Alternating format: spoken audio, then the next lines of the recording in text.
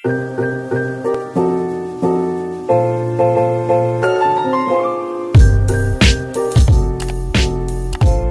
pagi menuju siang teman-teman semuanya. Kali ini kami dari kelompok 11 yang akan membahas tentang kajian hukum ekonomi syariah yang ada di negara Indonesia. Negara Republik Indonesia merupakan negara dengan kepulauan terbesar di dunia. Hal ini yang menjadikannya Indonesia kaya akan budaya dan beragam tradisi. Dengan kekayaan alam yang dimiliki oleh Indonesia, hal ini menjadikannya sebuah destinasi turis wisata internasional. Kita bisa melihat bagaimana beragam pantai, gunung, dan juga wisata alam lain yang disediakan oleh Indonesia. Dari Sabang hingga Merauke memiliki berbagai budaya yang sangat beragam. Dengan 87% populasi muslim di Indonesia, maka negara Republik Indonesia menjadikannya peringkat pertama sebagai penduduk mayoritas muslim terbanyak di dunia.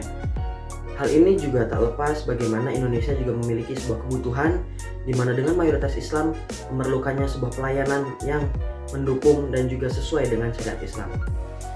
Tentunya dengan adanya bank syariah dan juga lembaga keuangan syariah, hal ini seharusnya dapat membantu dan juga melayani pelayanan keuangan bagi para muslim yang sesuai dengan syariah. Bank syariah bertindak sebagai manajer investasi dan harus mengelola dana dengan tepat, memakai prinsip kehati-hatian dan juga keprofesionalan, menggunakan instrumen investasi yang diperbolehkan dalam syariah, jadi tidak boleh mengandung riba dan lain sebagainya yang dilarang dalam syariah. Lembaga keuangan syariah juga dapat menerima donasi dari zakat, infak, sedekah, wakaf, dan hibah dari nasabahnya, kemudian disalurkan kepada pengelola wakaf sesuai kehendak pemberi wakafnya. Membantu peningkatan perekonomian syariah seperti berperan dalam membantu melancarkan peningkatan perekonomian syariah di Indonesia, itu dan juga memperkuat perusahaan perbankan syariah dan menjaga ketertiban aturan perbankan syariah. Mengawasi dan mengawal perbankan syariah sebagai lembaga fasilitator seperti Bank Indonesia, Otoritas Jasa Keuangan, dan juga Dewan Syariah Nasional (MUI) dan juga lain-lainnya. Pendapatan negara sendiri menerima dari berbagai macam perpajakan seperti pajak dalam negeri, pajak cukai, pajak bea masuk, dan juga pajak ekspor impor, penerimaan bukan pajak, pendapatan dari kekayaan negara, penerimaan sumber daya, kemudian juga penerimaan bukan pajak lainnya. Jadi ada banyak macam ya. Materi selanjutnya yang akan saya jelaskan yaitu tentang perkembangan sistem perbankan syariah yang ada di Indonesia. Jadi perkembangan sistem perbankan syariah yang ada di Indonesia itu mengalami beberapa tahap penting yang dimulai dari berdirinya Bank Muamalat Indonesia atau BMI hingga munculnya regulasi yang mendukung sistem perbankan syariah. Dimulai pada tahun 1990, Indonesia itu mencatat sejarah penting dengan berdirinya Bank Muamalat Indonesia atau BMI yang merupakan bank syariah pertama yang berdiri di Indonesia. Jadi kehadiran BMI ini itu mulai menandai penerapan sistem perbankan syariah yang ada di Indonesia. Selanjutnya pada tahun 1992, Indonesia itu mengeluarkan Undang-Undang Nomor 7 Tahun 1992 tentang perbankan. Dalam UU ini itu mulai mengakomodasi adanya sistem perbankan syariah Indonesia meskipun sistem perbankan konvensional itu masih menjadi mayoritas.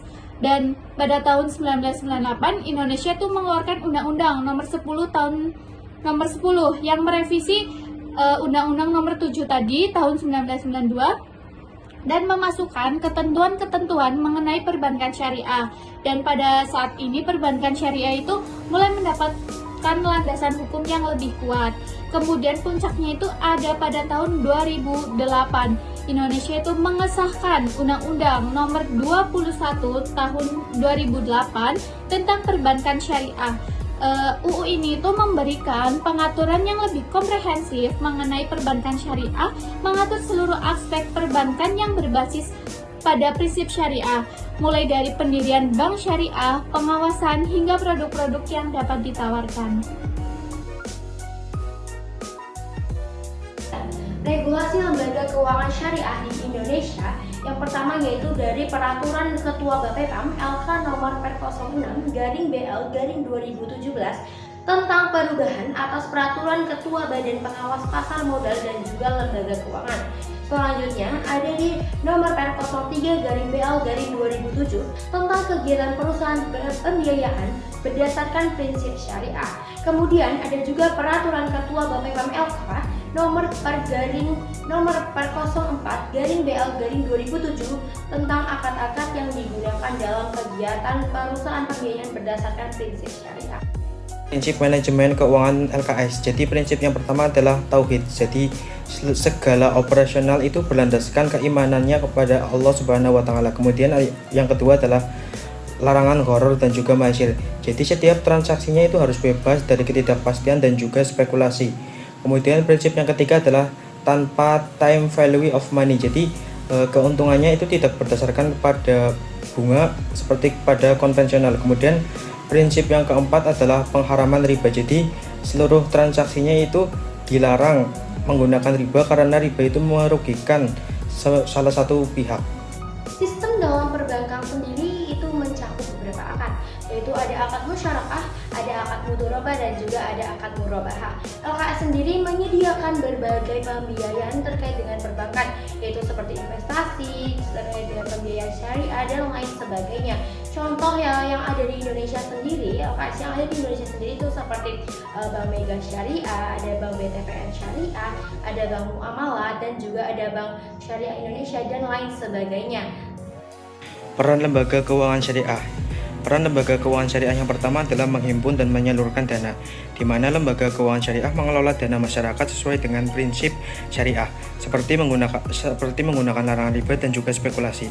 Kemudian dana yang dihimpun melalui tabungan ataupun investasi disalurkan untuk pembiayaan usaha yang halal yang mendukung pembangunan ekonomi umat. Kemudian yang kedua adalah mengawasi dan mengembangkan nilai syariah. LKS memastikan aktivitasnya sesuai dengan prinsip syariah dengan adanya Dewan Pengawas Syariah. LKS juga memperluas akses pembiayaan yang adil dan membantu masyarakat mengembangkan usahanya dan juga menjaga keseimbangan ekonomi sesuai dengan prinsip syariah. Materi selanjutnya itu tentang pengembangan sistem perbankan syariah di Indonesia. Pengembangan sistem perbankan syariah di Indonesia itu dilakukan dalam kerangka dual banking system atau sistem perbankan ganda dalam kerangka arsitektur perbankan Indonesia atau API untuk menghadirkan alternatif jasa perbankan yang semakin lengkap kepada masyarakat Indonesia.